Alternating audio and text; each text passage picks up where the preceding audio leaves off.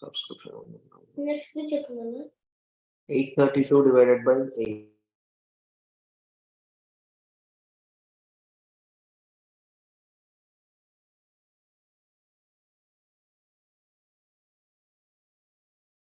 Sairam Brother Prasanna, we can't hear you.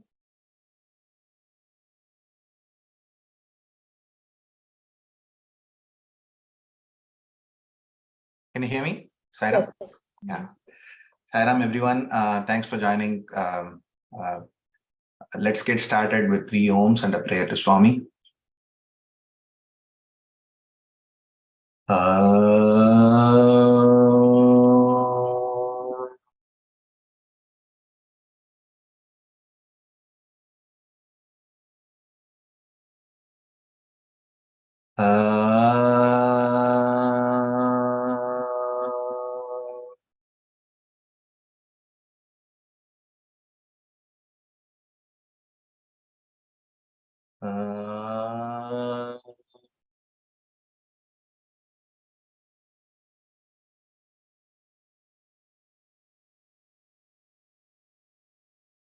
Swami, we are here today seeking your guidance, wisdom, and support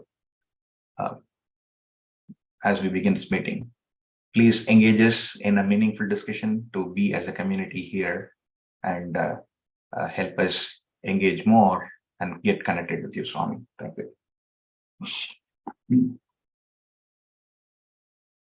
Hi, Ram, everyone. I'm just going to post a reminder for the group to join.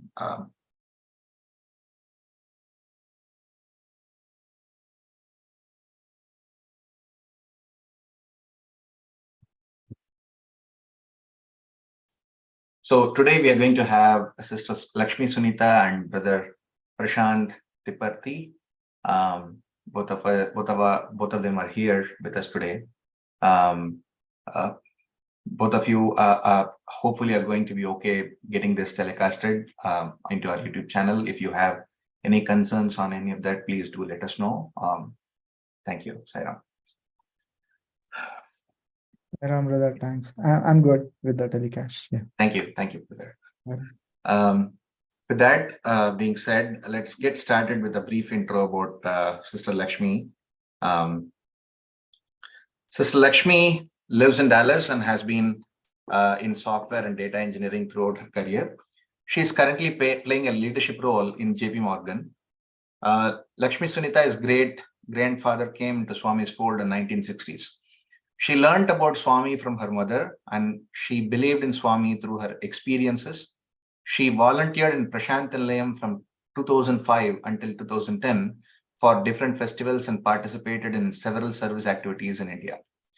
She taught technology skills to poor and unemployed women through the Sai organization. Most of those women found jobs and served in Prashant in 2008. During 2007 until 2009, Lakshmi Sunitha worked with the Brazilian Satya Sai organization to translate Swami's Vahini series into Portuguese. In 2009 until 2010, she was also working.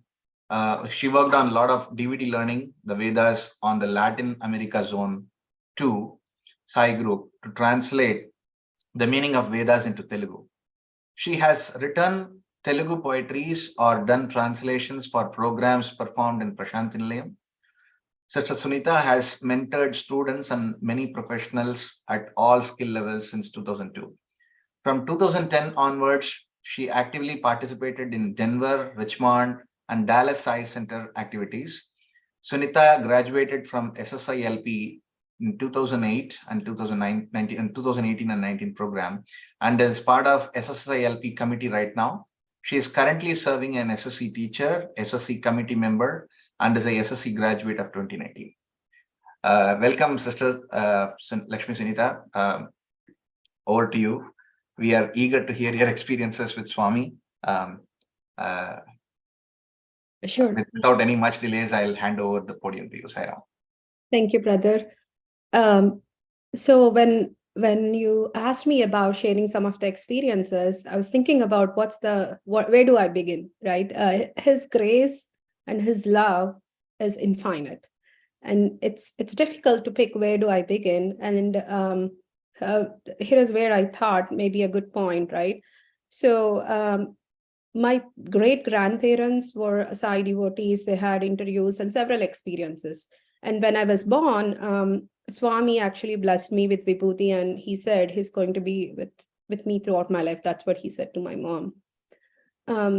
When I was growing up, maybe it's my past life karma, or I don't know what it is, I couldn't believe on Swami at all. So I used to go to Sai Center as a child, I used to do a lot of service. However, my heart was not agreeing to pray to Swami. It was very difficult for me to accept him as God. I was able to accept, Shirdi Baba as God. Then after some time, people were reading Satya Sai Divya Charitra in our center. So everybody was sharing a lot of experiences, saying, Swami came in my dream, this happened, so many things. And I used to think, why Swami only comes to those people's dream? Why not in my dream? Are they really telling a true story? Can I believe in them? Right. So I was in 9th grade at that time. From my childhood, God gave me this logical mind, and it has to be, somewhat logical for me to connect. So it was very difficult for me to understand. Then I went to the Satya Sai Samiti president, asked her, she's a very old lady and have a lot of experiences with Swami, asked her, what are they saying? Is it really true? How can I feel Swami in my heart? So then she asked me to read Satya Sai Divya Charitra, and I read for 3-4 days. And obviously Swami didn't came in my dream, and I was like, okay, this is not real. So I don't think this is true. Then the same night, Swami came in my dream, and he said 2 things. What do you think about yourself? You read 3 days Swami book, and then you do service for a couple of years, and you expect me to come and talk to you? And also, there are people who is praying for me for many lifetimes. And how, what is the sadhana you are doing? He asked. And but he still blessed me at the end. I was like, wow, is that really a real dream, or is that really true? I couldn't believe myself.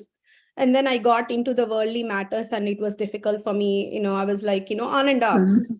Swami was my friend when I have exams. And if not, it's like, okay, Swami is there.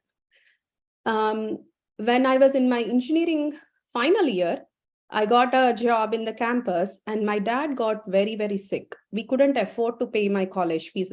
And that is one time where my cousin were Swami devotees, and we went to their home. And that's the first time ever in my life I prayed from my heart to Swami and said, my family believes you are God. If you're truly God, I think you gave me a job, and you really need to help me. From nowhere, it's very hard to believe even today, one random person called me and said, they're giving me scholarship, and they paid my fees. They gave me extra money for my project work, and they just paid the entire thing to my college. Wow. So, and even today, it's unknown. My college also don't know. They said, it's taken care. That's about it. Wow. And that one incident, it was beyond words. It was very hard to describe that experience of love of Swami. Even today, I get goosebumps when I think about that incident. How vast Swami's love, whether a small child is believing him or not, his love is always there. After that, one night, Swami came in my dream and gave me a diary and pen. That's when I started writing poetries and translations, various other things. Before that, I don't have the knowledge, or maybe it didn't occur to me that I can write anything. So after that, 1 year, Swami gave a list of books in my dream and said, these are Vahinis, it's with you. So I couldn't connect the dots when I got the dream. Then I started researching about I really enjoy reading Telugu, especially Swami's speeches are Vahinis. Even if I read the equivalent English, sometimes it's hard for me to connect. So I thoroughly enjoy. And in my heart, I felt, Swami, if I am enjoying the beauty of your Vahinis, the entire world in their native language need to be able to enjoy the same Vahinis. So at the time, after doing some research, I found out that in Brazil, Satya Sai organization, we don't have few Vahinis available. So so with Swami's grace, I chose Leela Kaivalya Vahini as the first book to translate into Portuguese.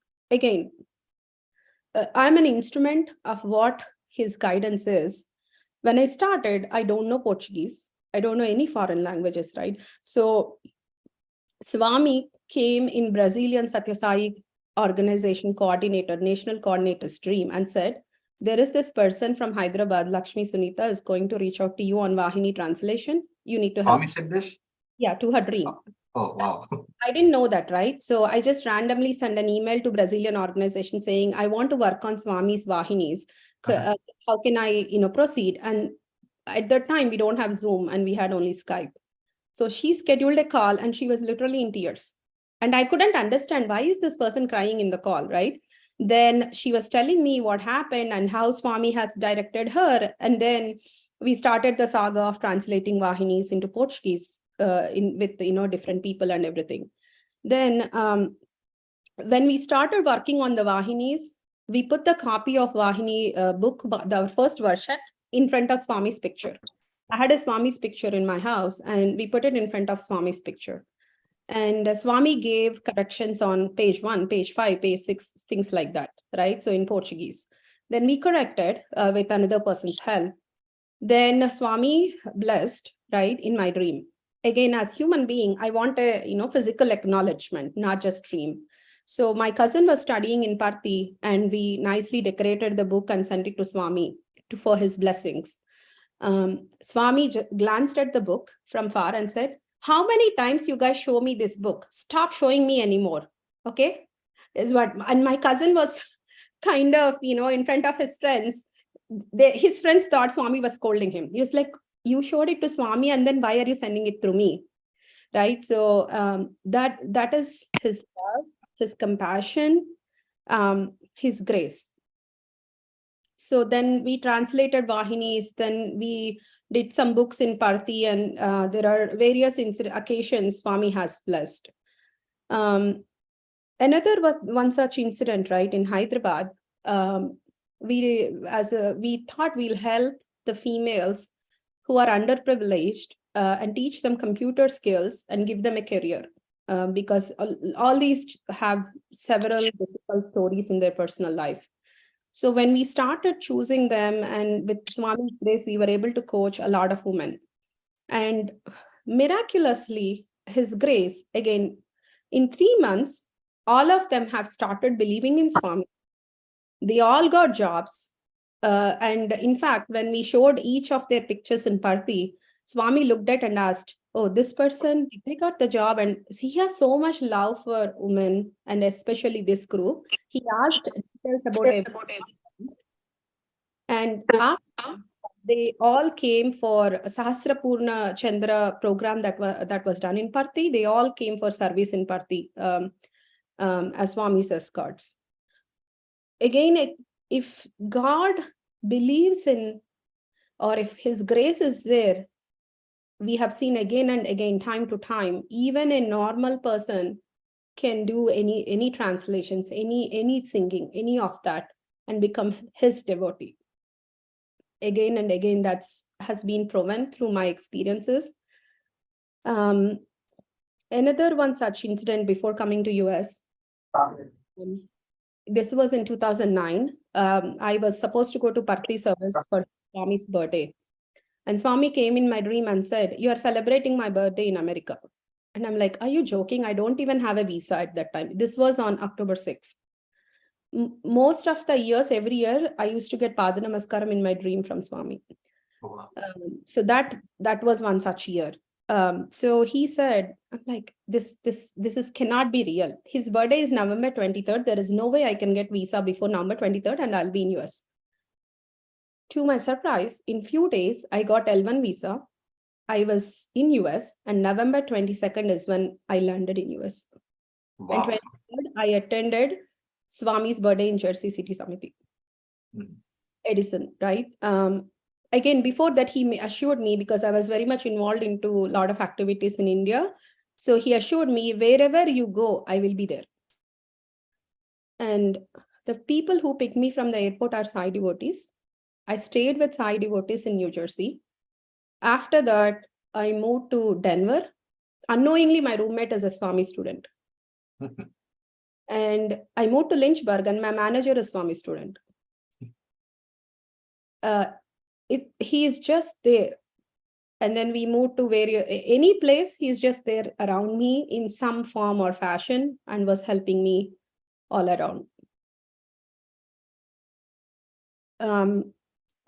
One year, I was promoting in my office. I was like, oh, I'm going to be promoted and this, all that, right?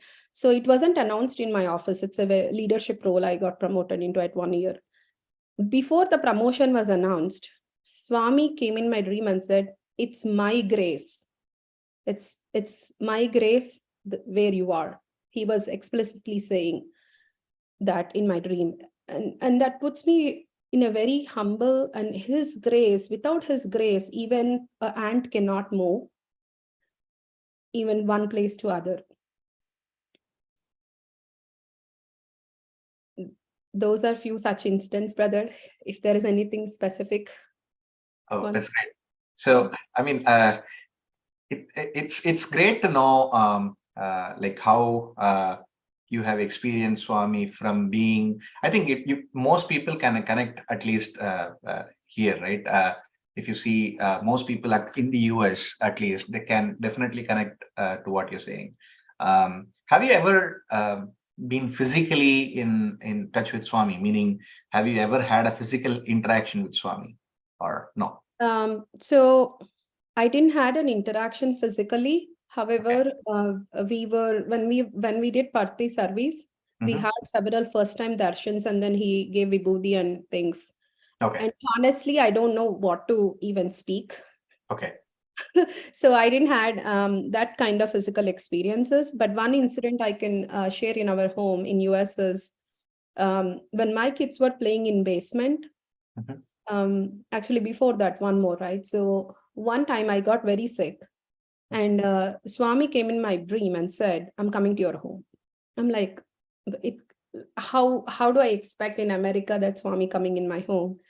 In a couple of hours, there is a 6-foot picture that came in our house. Right. So that picture has been very special to me, even today. After that picture came, after some years, when some of our children were playing in the basement, suddenly Vibhuti started manifesting from that picture. When it started manifesting, we were like, okay. I mean, honestly, it was difficult to believe because I'm not so much into miracles as such. And then it started flooding, and then we did bhajans, and it was that assurance for little children who saw it, right? A lot of times we read in books, but we hear it. That reminds me of another incident. My mom's grandfather, how we came into Swami's fold, right? It's a very interesting thing in 1960s. Yeah. So when he went to Parthi in 1960s, Swami gave him darshan as Lord Rama. He couldn't see Swami. He only saw Lord Rama in the form of Swami.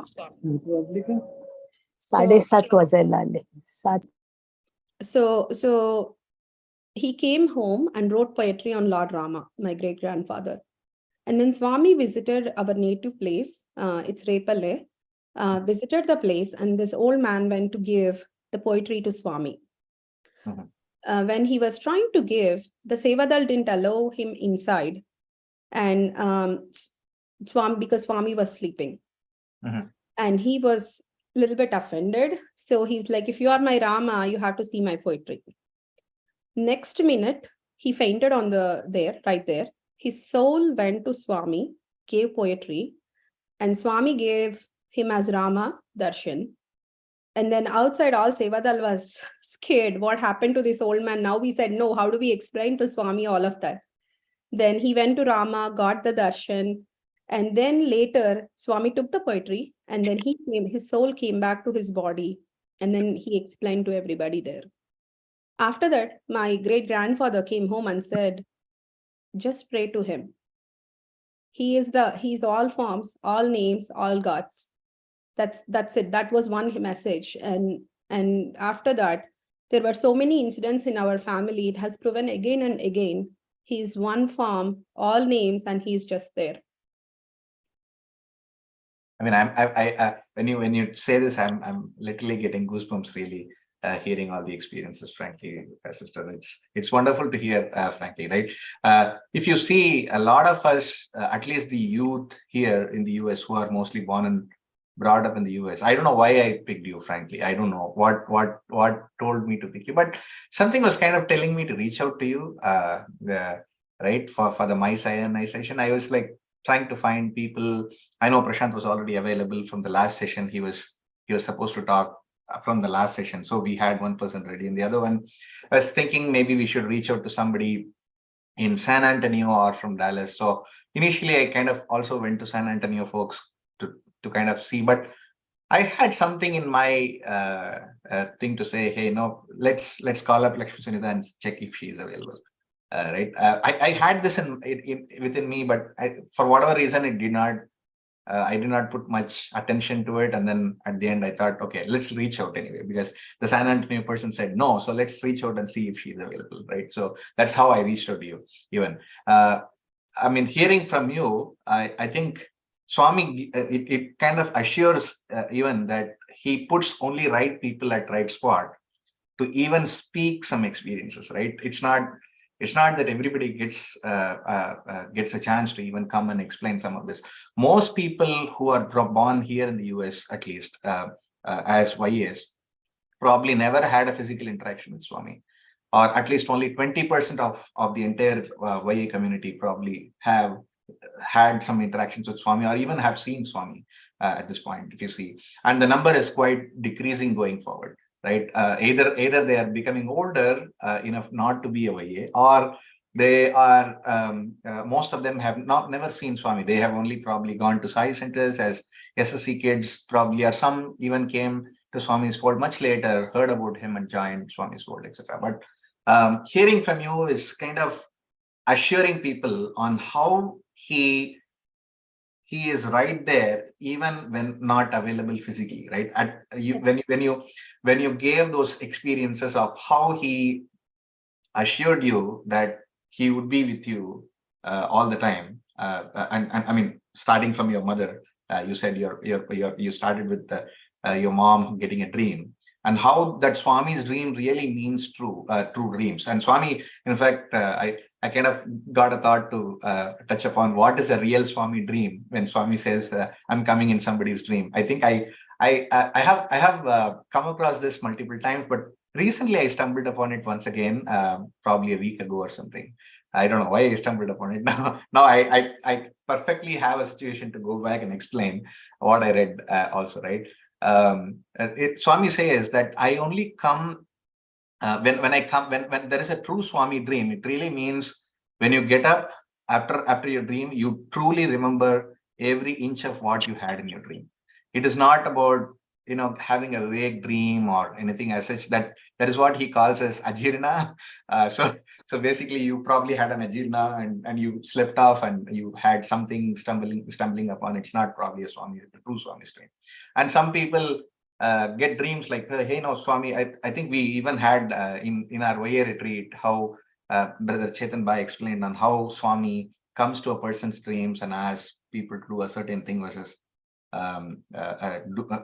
manifesting himself and showing some of his true aspect of what he is in people's dream. And I'm one of those who have experienced it as well myself, right?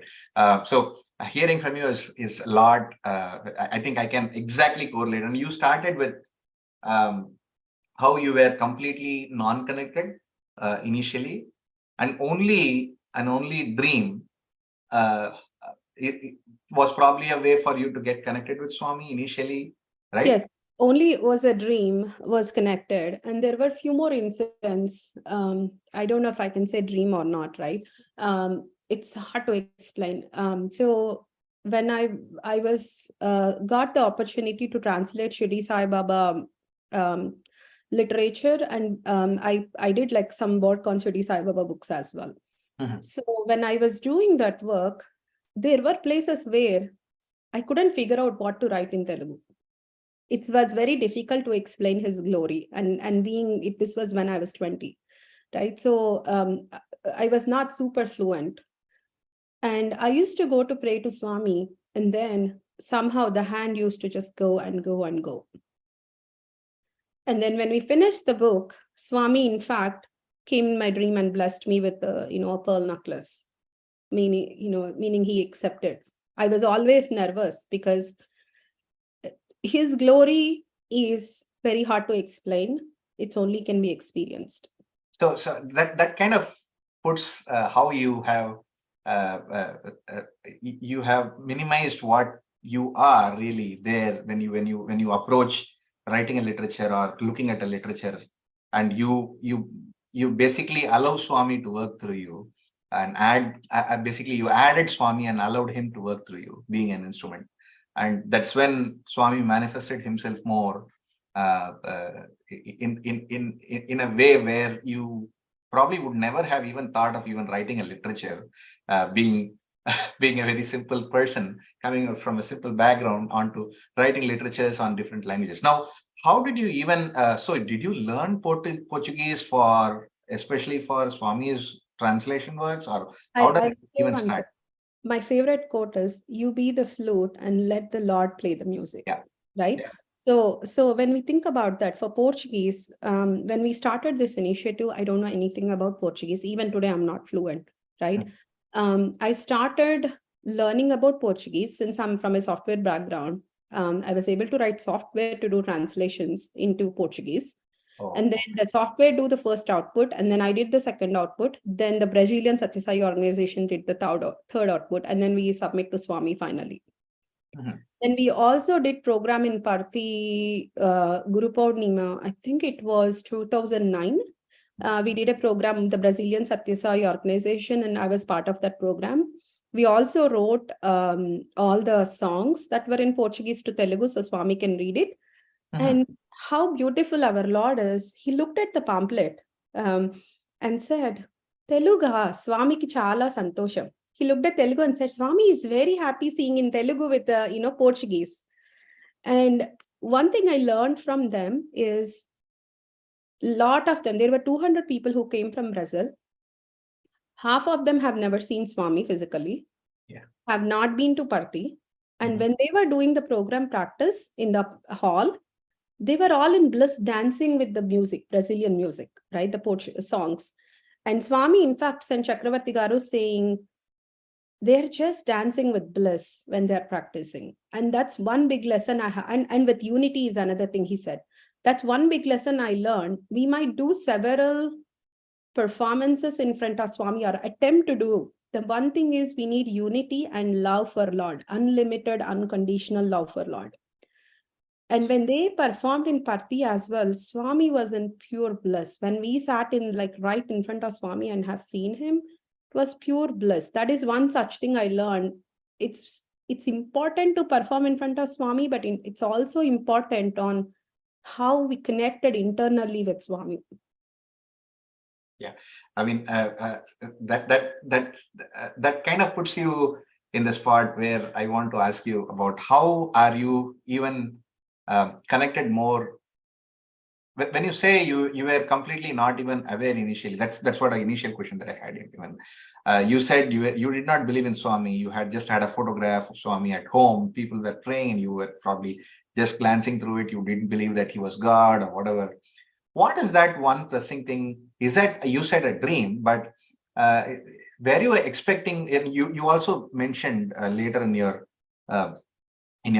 talks that you said you are not a big person believing in miracles either, right? So that kind of gave little contradictory thing on why you thought a dream is necessary versus a miracle not being a person of believing in miracles, right? There are a lot of people are. So I know it's contradictory. So Swami says miracles are his visiting cards. So I have never expected him to do a miracle, right? So it's his visiting card. We always have to remember, for Swami to even come in our dream or talk to us physically in any form, it's his grace. Yeah. From our side, my sadhana is to have faith and have unconditional love for Swami. If Great. he Yeah. is pleased with that love, he may come in any form. And these dreams are such incidents that proves again and again, he assured and assured and again, right? For the first time, when he came in my dream, I was like, okay, right? So, but then when he paid my college fees, that was not a dream. And that's not a real person either. That's truly a divine energy who took care of you in various incidents. Another such incident I'll tell you is in Denver. I was cooking. I had a pressure cooker accident, which burned my face. I was in ER and a lot of things happened. And my parents were very nervous. They were in India, and here, this country, how difficult it is. And of course, Eye Center folks took care of me and a lot of things, right? At that time, Swami came in my dream and gave Vibhuti and said, Karma, you have to go through, but Swami is there with you. And even today, nobody can believe that I had an accident. Right. So even by looking at me, like I didn't had any marks, anything for that matter. And so what I'm saying is we cannot always expect a miracle to happen or may not happen.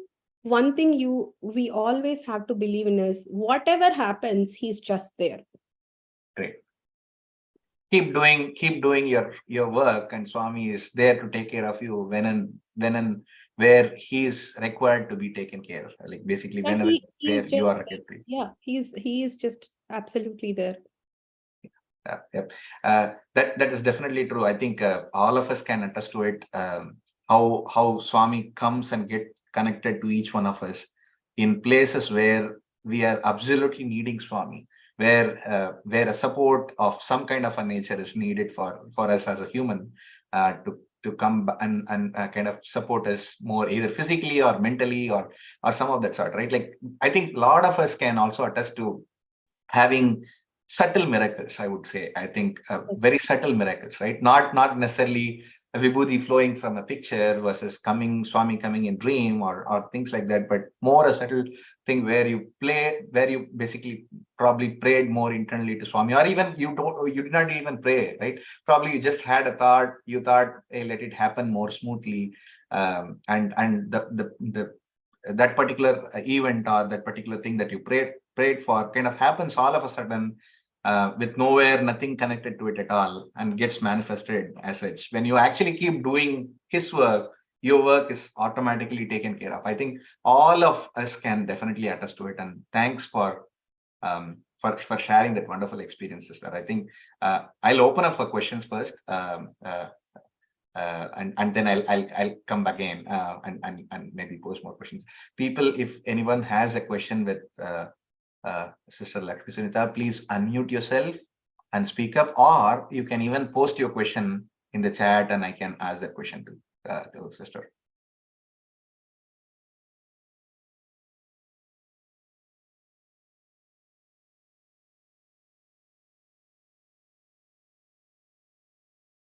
People on Zoom, if you have any comment or question that you want to post to Sister Lakshmi Sunitha, please unmute yourself and you can speak up, or you can post your question on the chat. Sairam Prasanna. Sairam. I just wanted to thank Sister Lakshmi there. It was beautiful. Really enjoyed it, and the depth of her devotion. And he just showed that when you have that depth of devotion, then you have the reciprocation of divine grace. And I think that's a beautiful message. I think faith draws its own response every time. Faith and that love and unconditional love and surrender to Swami. Amazing results. Probably just what I needed for myself as well. Thank you so much, Sister Lakshmi. Appreciate that. Thank you. Thank you, Uncle.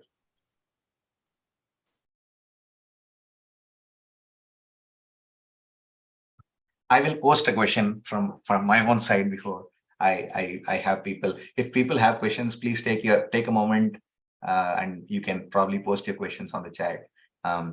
So you mentioned about unconditional love for Swami and doing Swami's work. Now, that means you're at some point, suppressing your ego, the I part of it, and letting the Sai part work through you. Now, when you did not have any of the background about how that works. Have you ever, did you, were you a Balvika student in India, or did you go through any kind of spiritual education for that matter, or how does that really kind of brought about that change in you to have? It's not ideal for people to have that mentality of surrender and love for what you do, right?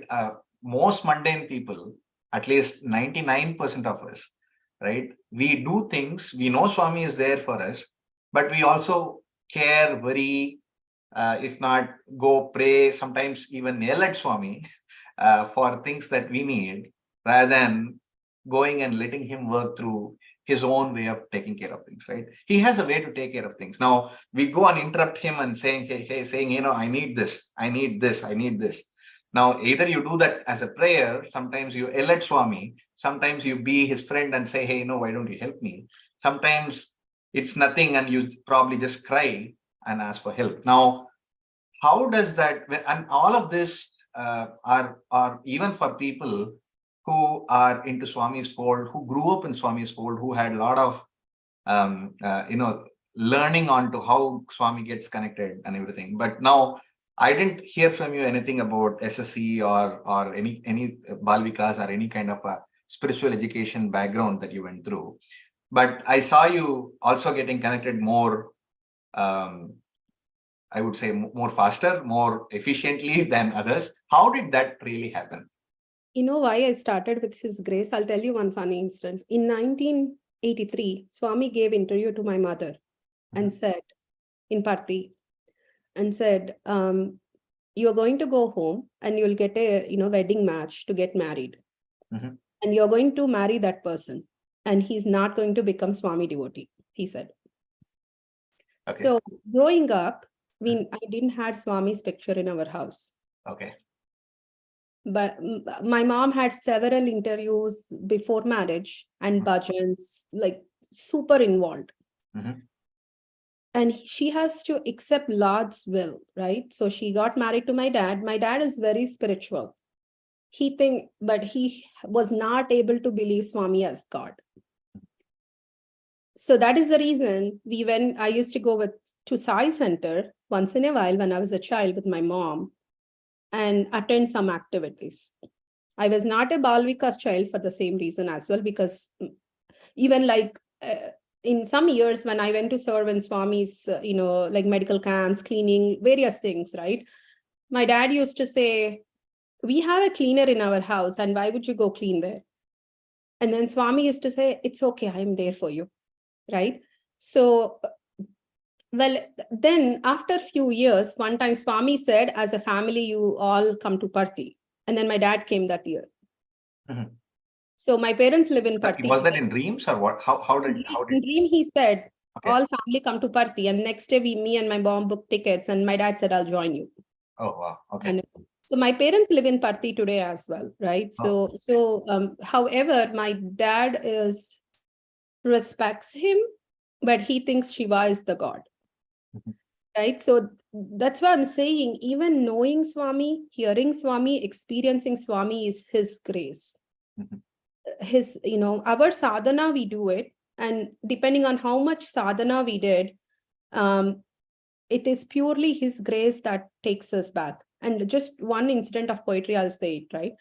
How beautiful even his lotus feet is. Ye komala charanamalu ahalya sapa vimoshnam gavinchano.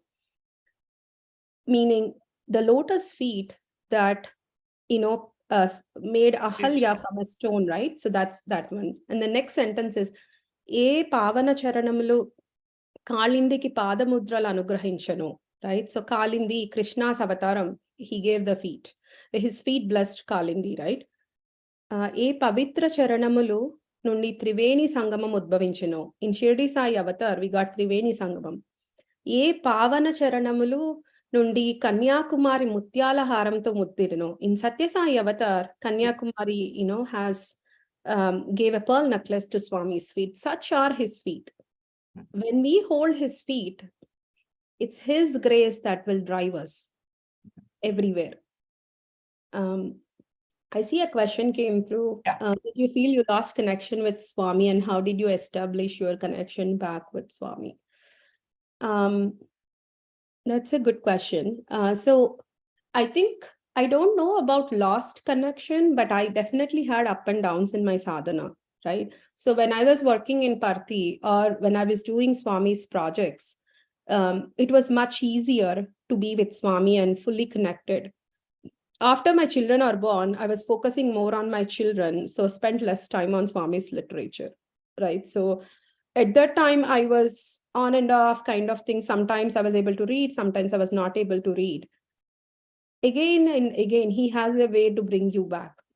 So my daughter was an SSC teacher, SSC child, and she wrote letter to Swami, and I didn't even know that she wrote a letter saying, "My mom is a good, teacher. Can you make her an SSC teacher?" We were in Richmond at that time. We didn't have trainings offered in Richmond. They were offering in Jersey City. She put that letter in front of Swami, and I didn't even know she did that. And unknowingly, like in 2 days, there is a training that was offered virtually, and then I became an SSC teacher in a month. And again, my sadhana has started. So we would definitely have up and downs. That's where one thing I made sure we always try to do is every Sunday, whatever happens, be in Sai Center. Even if it's a party or anything, right? We'll just say no and be in Sai Center. That will bring back the connection again and again and again. If Sai Center is not available, then attend virtually every week an activity or some form to connect back to Swami. Yeah, that is definitely true. Sai centers or any center for that matter where Swami's literature is played, or literature is basically bhajans are. Those are organization is mainly created by Swami to get connected with him. It's a way for all of us to get engaged more as a satsang, get creative in terms of how we could engage in his glory, how we could engage in his with all the busy lives that we all go through. One day in a week is not a big deal. Probably a couple of hours a day on a Sunday is not a big deal. So I think taking that moment, spending that time, for Swami, being in Swami's fold, having the Swami's work is very, very important to definitely get connected with Swami when you are either in up or in down, right? But even if let's say you don't have a center in your place, I think it's ideal to get connected with Swami in some or the other form. Nowadays, there is so many virtual options available, not like the way before where we are living in the world of millennia. We have a lot of opportunities, a lot of ways to get connected with Swami. Unlike the previous 10 years ago, you probably didn't even have a way to go and engage in a place where you don't have Sai centers. I don't know how people would have even thought of getting connected or got even connected with Swami when there was no centers around, or they didn't even know whether there is a center around even when they came into US initially, right? So that is definitely true. And thanks for sharing all your experiences, sister. I will jump on to if nobody has any questions for Sister Lakshmi Sunitha, we will jump to Brother Prashant. Prashant, are you available? Sairam, brother. I'm Sairam. good. Yeah, Sairam. Let me add you.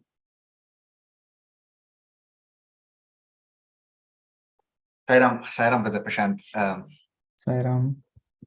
So Brother Prashant is from Austin right now, but I'm going to go through his bio as well, give a brief intro before we actually get started. And if you have any questions to Sister Lakshmi Sunitha, please feel free to post them in the chat, and we will have them answered right when Brother Prashant is done too, right? Brother Prashant started participating in service activities of Sri Satyasai organizations from March 2016, when he was working as an intern in Bangalore. He enjoyed participating in various service activities like Narayan Seva, medical camps, and other activities at Trai Vrindavan in Bangalore. and attending bhajans at Marathalli Sai Center.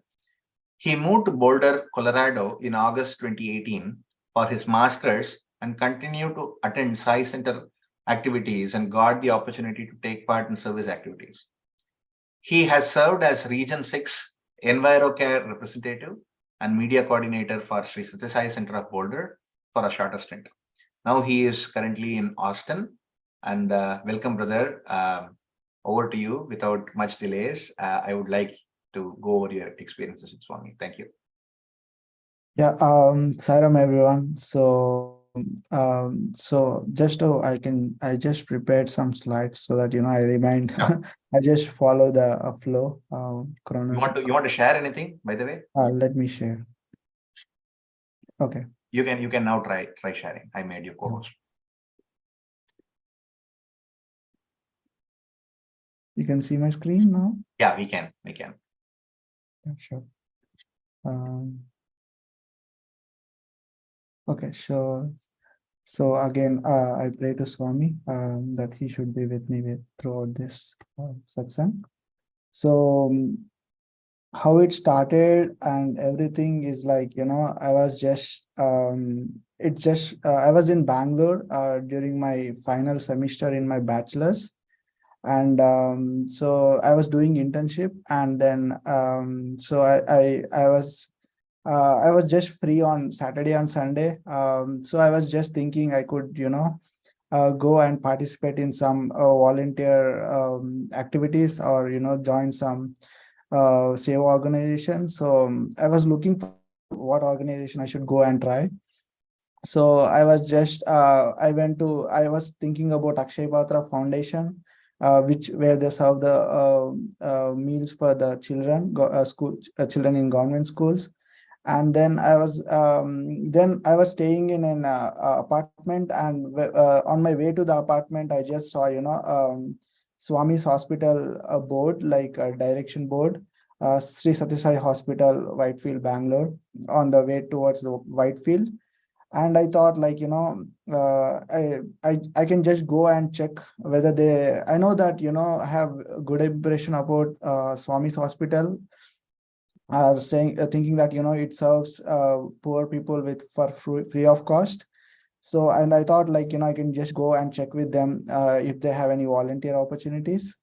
So I just went there, and then, I checked with the volunteer coordinator over there, whether you take volunteers in the hospital, is there any chance? There, the coordinator over there mentioned that, they don't take volunteers directly as such randomly. Volunteers has to come through Sai centers. And he asked me to go to Brindavan and check, go and check with them, and and try to come through the Brindavan Sai Center. So I just went there, and I checked with the Brindavan volunteers over there, and they mentioned that they don't take directly, like, and the youth wing is not so active in the Brindavan thing. They asked me to go to another Sai Center, like Marathalli Sai Center, and I just went there and I checked with the volunteer coordinator over there, and he was very welcoming. And it's the Seva Dal coordinator. He was very welcoming, and he said, like, come next Sunday, and and he also mentioned that they go to Brindavan every Sunday and then do the gardening work over there, and clean up around Trai, and also try to maintain the lawn, and also sometimes insides if any help needed. So I was happy, and I thought, like, I can just go and try here first, and then think about hospital next. So I just came there, and it was very initially I was very happy working over here, and I really loved the experience of working in the Brindavan, and gardening, and the pool around Swami's thrice building. We used to clean it up, and used to be Krishna idol in Brindavan. So every Sunday we used to put water on Krishna and clean up the area and put the garland, have prasadam over there. and with all the seva dals, like 4 to 5 seva dals, and it was nice experience. And there are fruit trees in Brindavan, and we used to climb those and pluck the fruits and have them as prasadam and share it with others. And it was nice experience, like being with the seva dal, and just being in Trai, and sometimes got the opportunity to get into Trai and darshan. And it's all about, for me, it's like, I don't know why I did those things. If I look back, it's I just went there and I liked the experience of serving over there, and just continued with there.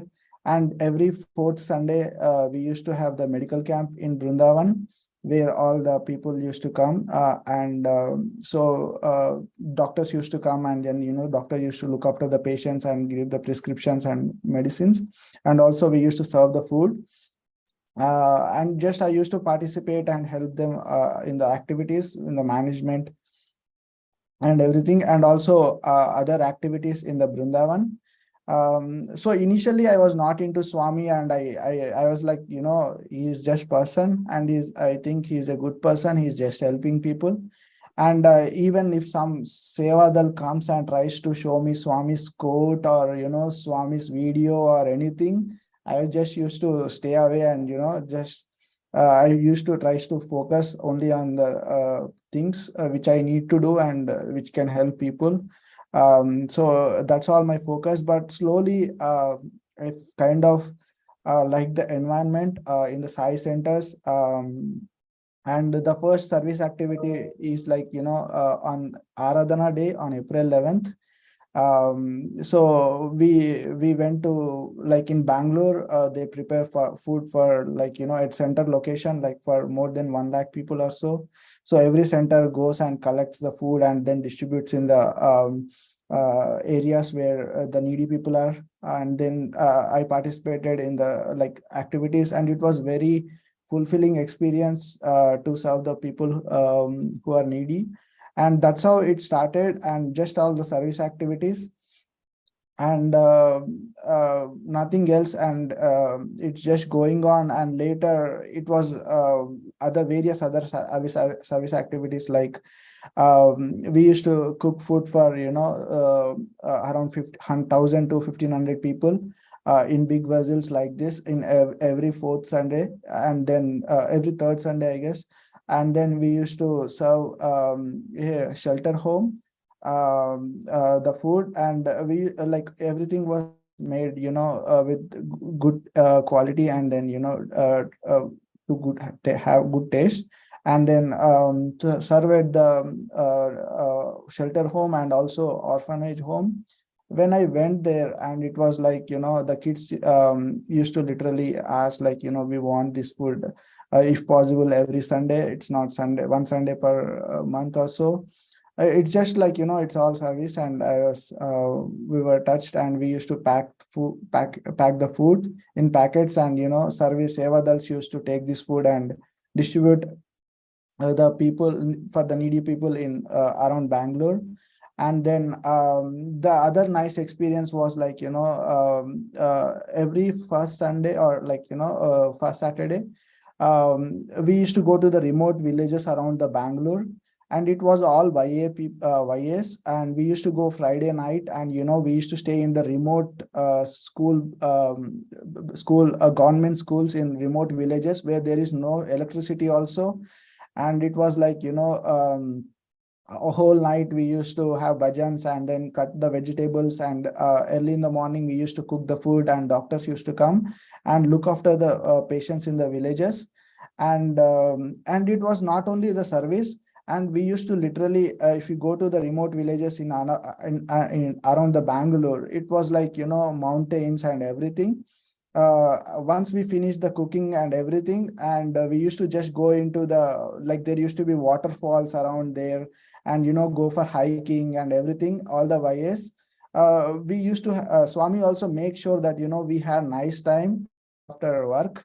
So after service, like, and then we used to go and then enjoy the scenery around the villages. And and then again, by Saturday evening, we used to wrap up everything and come back to Bangalore on Sunday morning. So it was like nice experience, like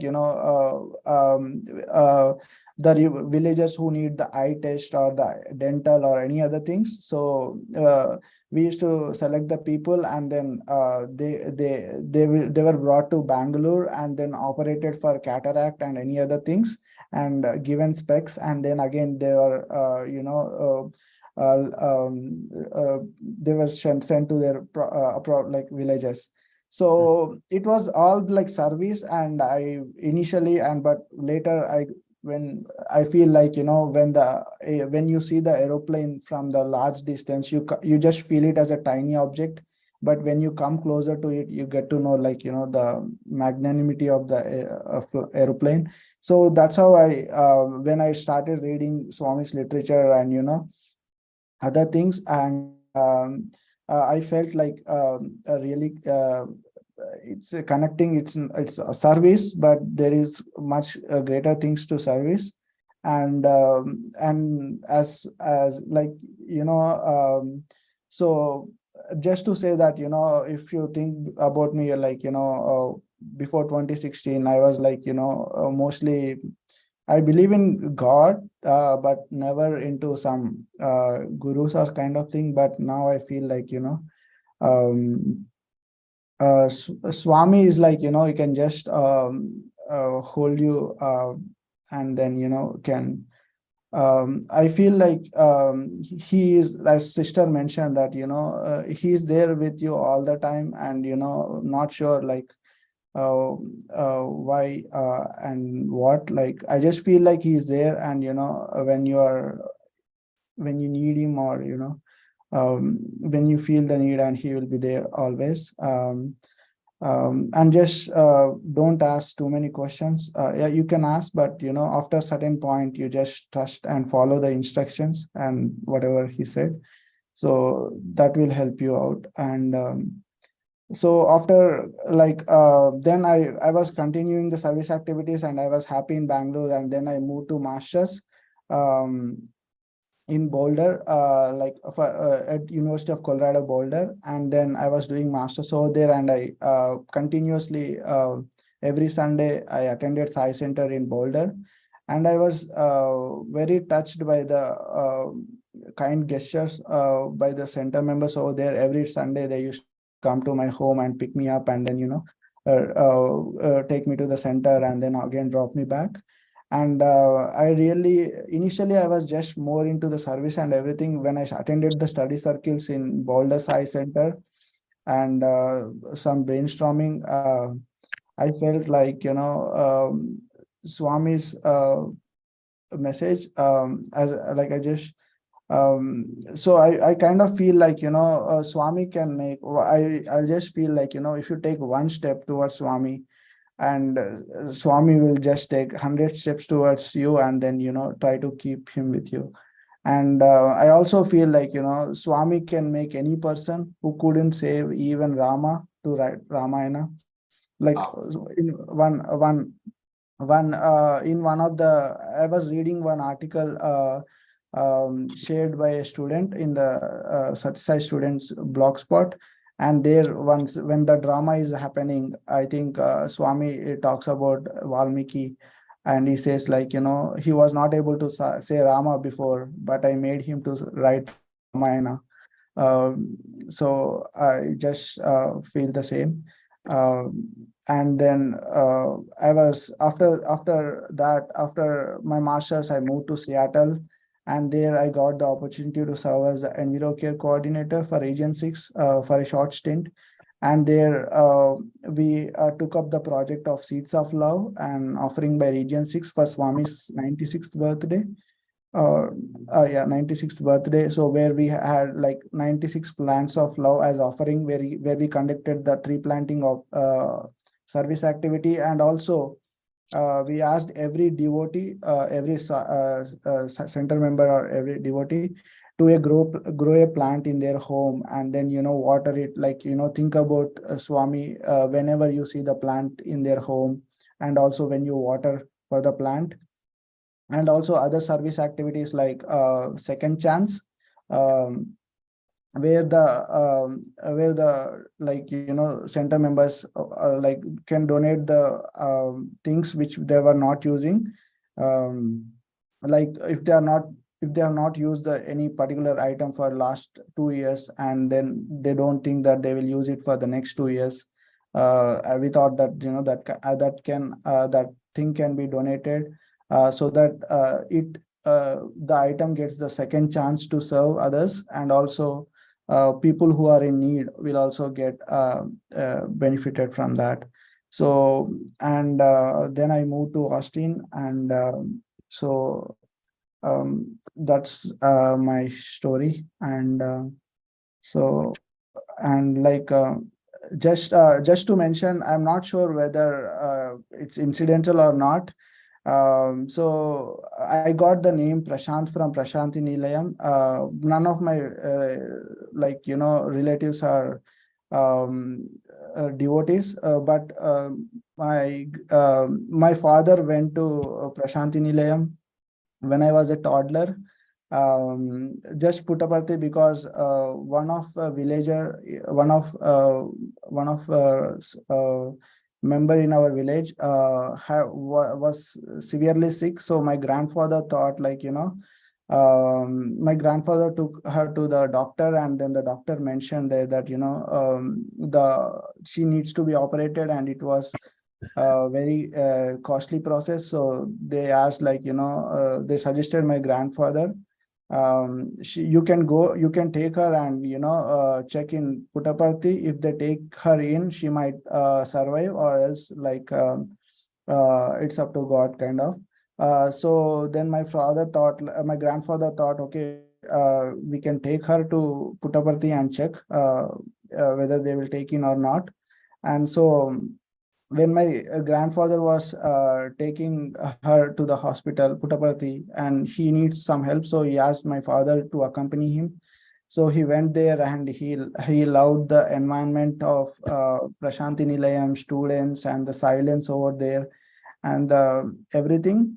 So he just thought, he was very impressed with the environment. So then when he came back home, my name was Pratap, but he changed my name to Prashant. But after that, I have never been to Sai Center until like in 2016, or I've never been to any Sai Center or any participated in activities.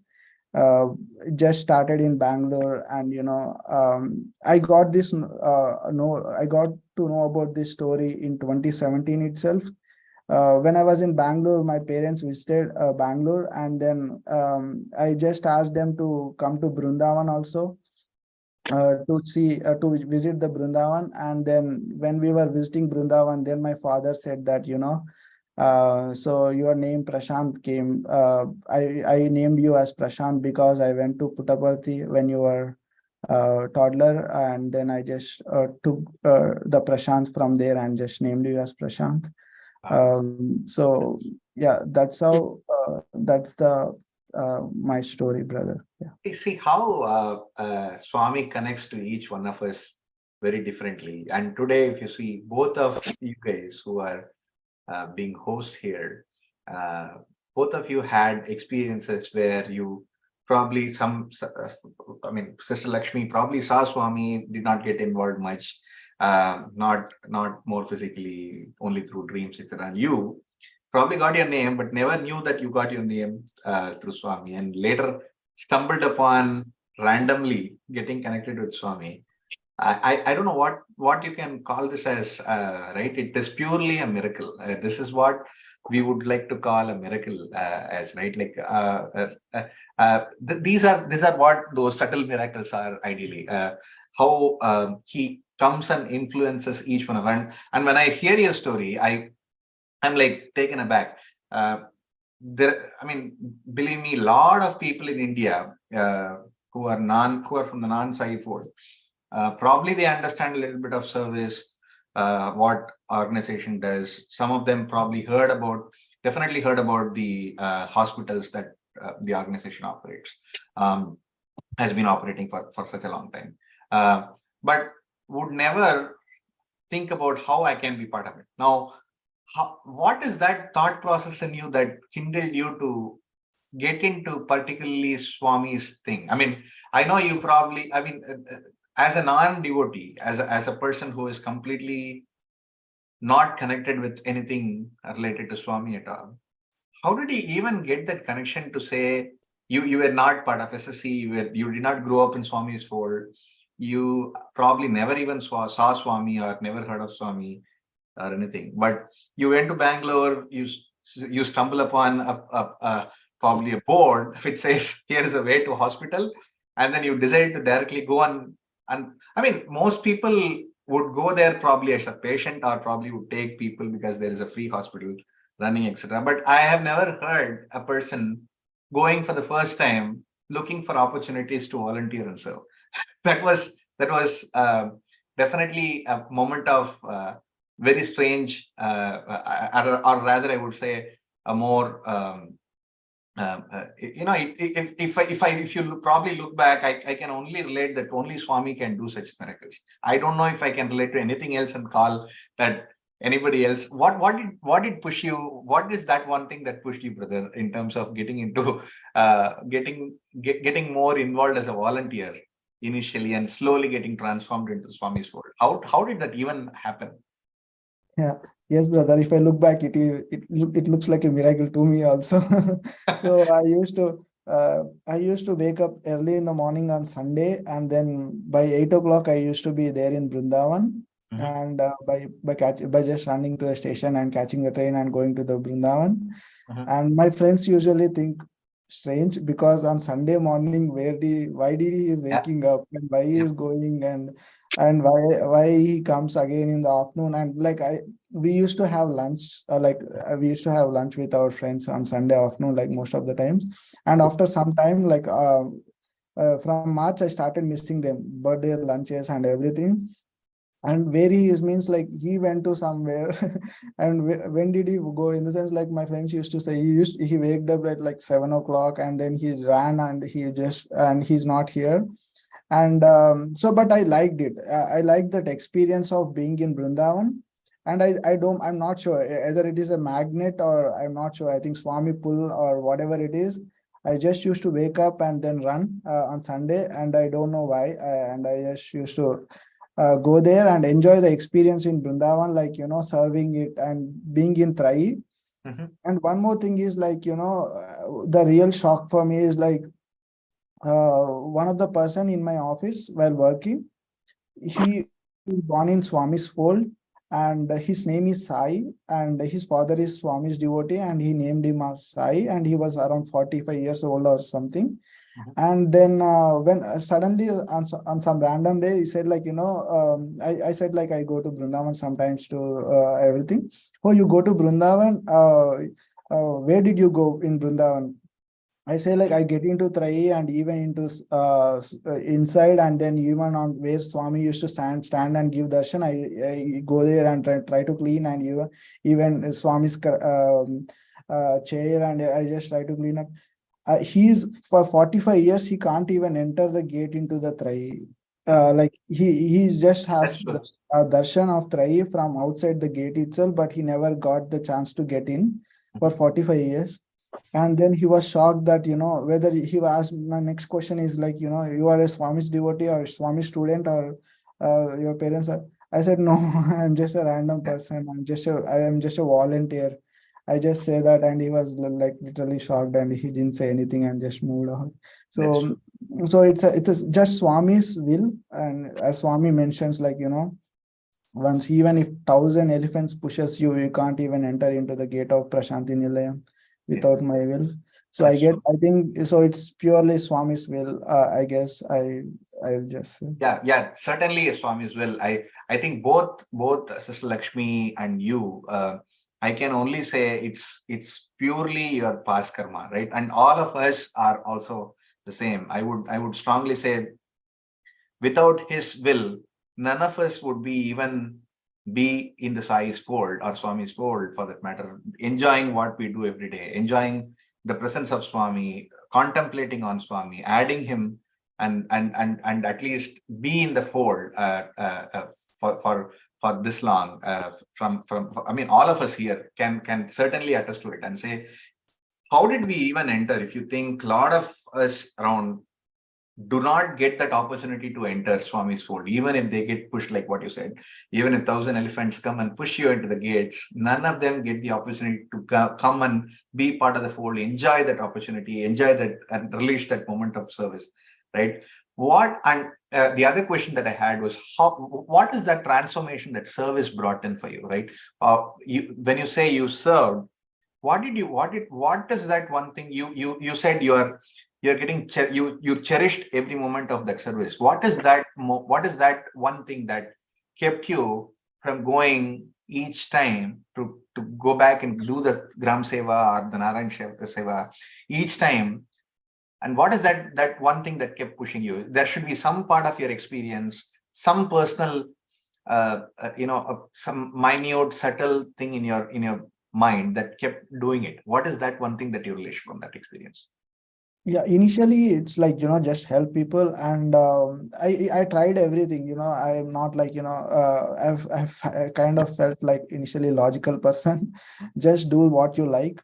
So I used to try everything, like going to other places and explore other things. So I just do whatever I like. So I kind of found happiness while doing that. And then initially I was just doing for my happiness. But later, when I came to Boulder, and once I clearly remember, I think in the study circle they were talking about selfless service, seeing God in everyone. I'm not sure. I clearly remember one person who was like very weak and feeble, and he just came and put the plate over there. And when I was serving him, and I was kind of felt like, see God in it. Sometimes I just came to my back of mind, see God in everyone, see God in when I see that, that kind of happiness, that momentary happiness or whatever it is, like, the unity or whatever it is, that kind of gives happiness. I think it's pure, like, just happiness. I believe for me that's giving happiness, so I'll keep doing it. That's the way. Yeah, certainly. I think the serving the needy, especially the service aspect of it, in this yuga, as Swami says, is one of the highest sadhanas that you can perform, where you get more closer and connected to Swami more physically. When you have two hands to serve, you get more and more closer to Swami. And I really cannot. I mean, when I think about it again and again, what you spoke, entering from a non-Sai background completely, and then stumbling upon later that your name even came from Swami's fold. What is that transformation that brought in you? It must for sure be more like a shock for you, or possibly is that an awake? Did it kindle anything in you? Meaning, did it bring in a change in you? Maybe more closer to Swami, more reminding you that it is him who chose you to be part of it during the right time, made you enjoy the service journey, and then made you part of the Boulder Sai Center again. What did that experience look like for you when you stumbled upon that your name even came from Swami's word? Yeah, the first thing is, like, it's a big shocker to my family first, because I was a hardcore non-vegetarian.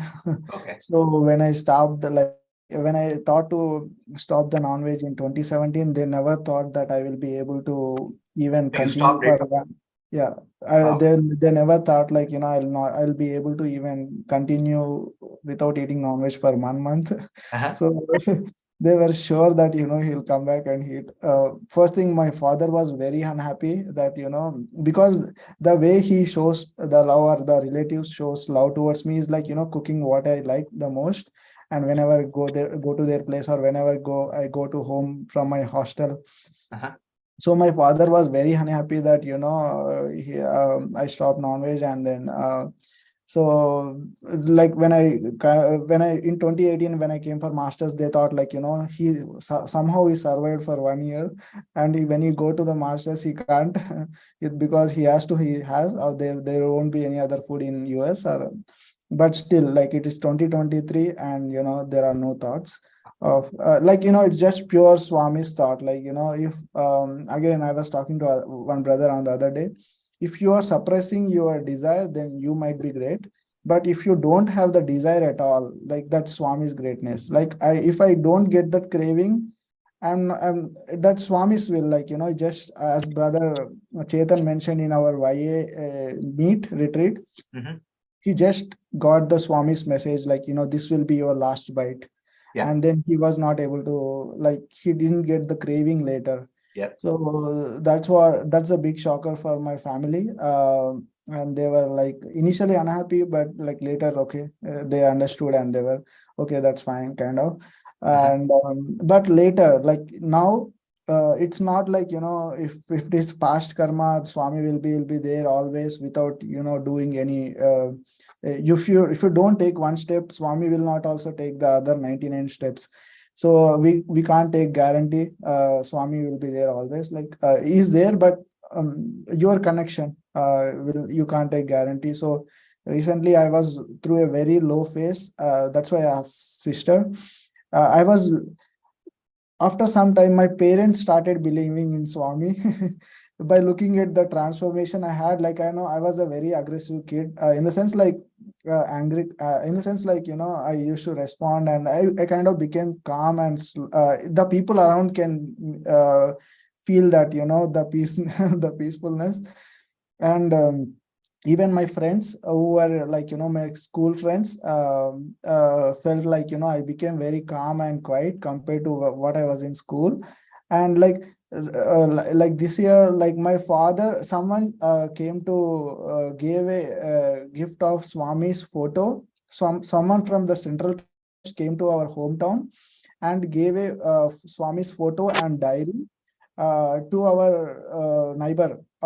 And he thought, like, okay, I believe in Swami. So he brought that Swami's photo and diary to our home and he gave it to us. At that time, I was in such a situation that I was felt so disconnected with Swami. I was so unhappy with the Swami. I was not even able, don't want to take that picture and the diary. But my Swami, but my father was very happy with Swami, and he took the photo and placed it in our, the hall, like where everyone can see it. And he is giving the diary to me, and then take it with you, keep it with you. And he was happy, very happy with the Swami. I was not happy, and I was felt very disconnected. And so somehow, again, I, before moving to Austin, I felt very disconnected, and that's the lowest point I get. I think my love towards Swami, or my connection towards Swami. So again, I started coming to Austin Sai Center again. Like, as you mentioned, like, you have to keep that one step, just take one step and I'll keep it with you. So that connection, I think, if you don't take that one step also, Swami may not, yeah, he loves you, but you have to just do at least take one step. Yeah. So yeah, so that's the thing. So like, yeah, to answer your question, people around can feel it, not you won't feel the difference. And also, yeah, you have to just keep working if you want Swami. Yeah. Great. I think, both of you coming from a non-SSC, non-Sai, I mean, Oh my God. completely not. Does anybody have any question? Please unmute yourself and speak. Otherwise, I think please be on mute. Please unmute and ask if you have any questions. Feel free to unmute yourself, ask question, or post your questions on the chat here, and I can certainly ask that question to Brother Prashant. So I think both of you coming from a completely non-Sai fold, or from your when I say completely non-Sai fold, from your young age, non-being transformative at the young stage, and then later getting transformed at the point where you probably needed it most. That is again Swami's will.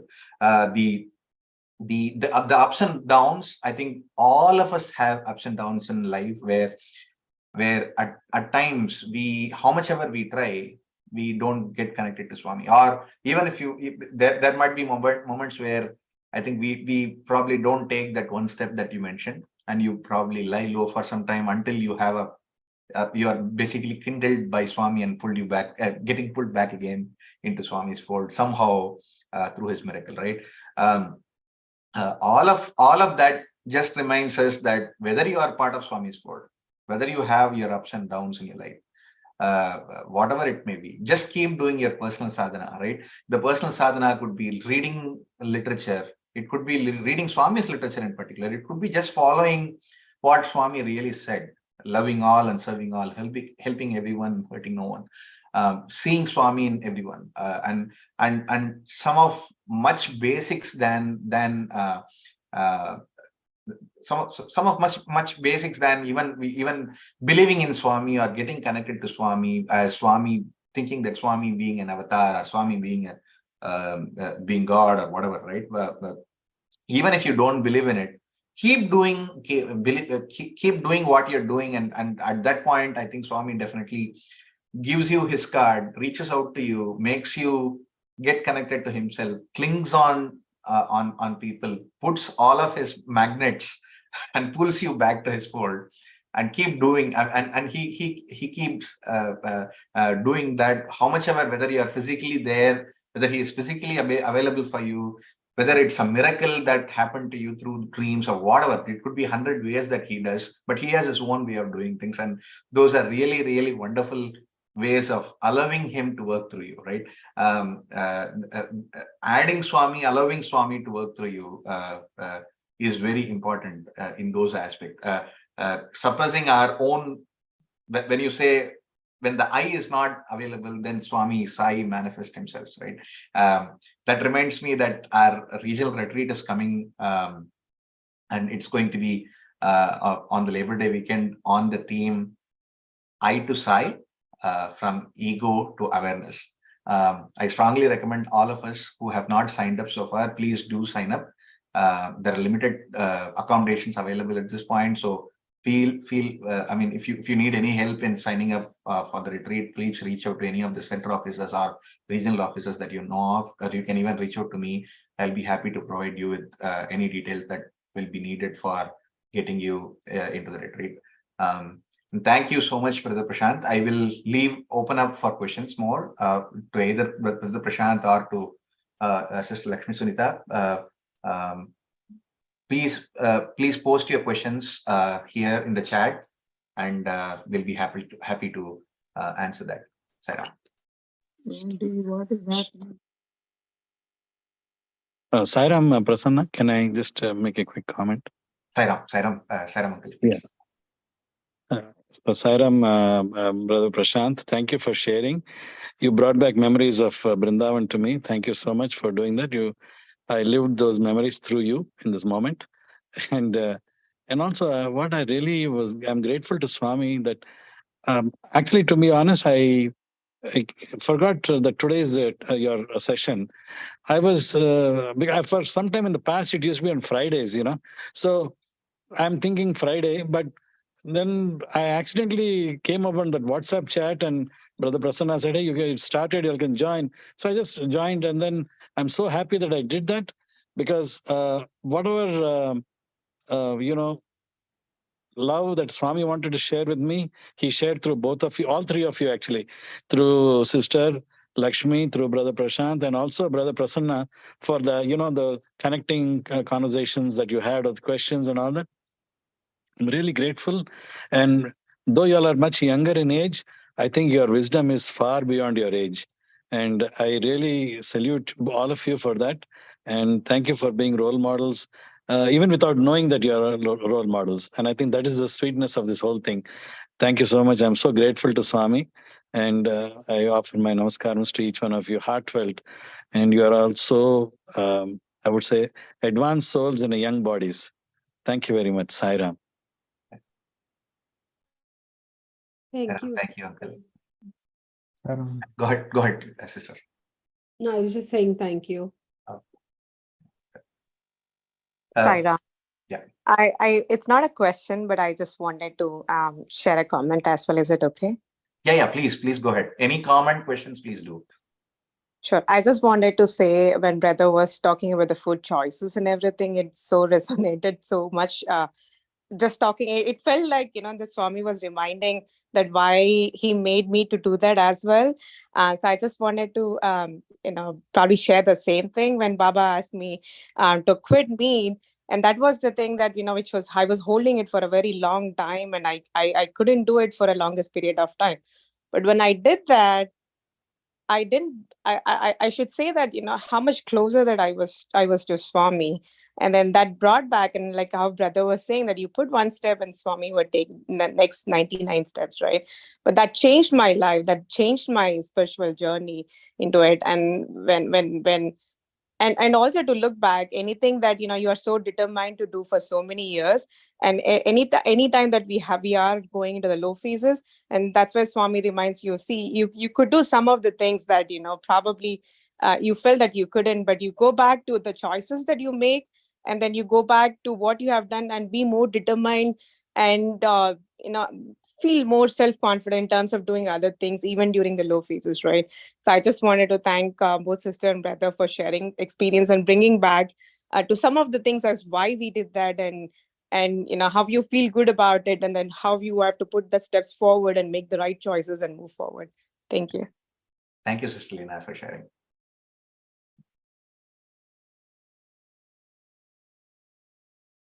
Yeah, it is definitely not easy to quit something that you have been doing, and which is probably your the most needy thing, the most loving thing that you do, that to food, right? I mean, that's not definitely easy for a person to quit what they're loving and having, and just because they and that is definitely a huge transformation, I would say, right? Like how when you stumble upon knowing that it is Swami, it's through Swami you got your name, and then that brings in internal transformation. That reminds you that he is there for you.